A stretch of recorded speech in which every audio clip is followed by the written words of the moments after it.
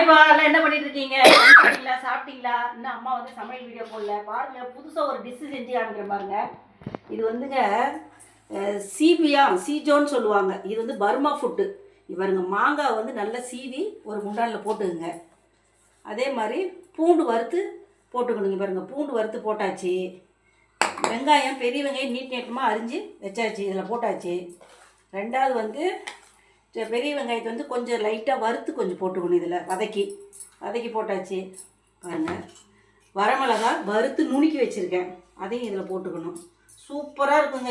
இது வந்து பர்மா ஃபுட்டுங்க. அப்புறம் பாருங்கள், பொட்டுக்கடலை தூள் அப்படி தூவுறோம். இப்படி தூவி இப்படி போட்டுக்கிறோம். இதில் வந்து கொஞ்சம் உப்பு போட்டுக்கிறோம். இப்படி போட்டாச்சு. கொத்தமல்லி தலையை அப்படி தூவி விடுறோம். ரெண்டாவது பாருங்கள், இது கடலெண்ணெய் இதில் கொஞ்சம் அப்படியே ஊற்றுறோம். சூப்பராக இருக்கும். ஊற்றுறோம். இதை வந்து இப்படி பிணைஞ்சி இது சாப்பாட்டில் வச்சு சாப்பிட்டா அவ்வளோ டேஸ்ட்டாக இருக்குங்க. சூப்பரான இது வந்து சீஜோன்னு சொல்லுவாங்க.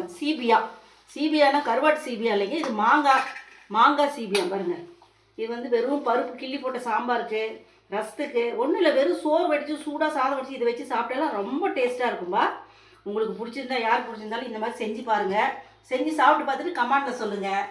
அடுத்தது சாப்பாட்டு வீடியோவில் உங்களை சந்திக்கிறேன். பாய்.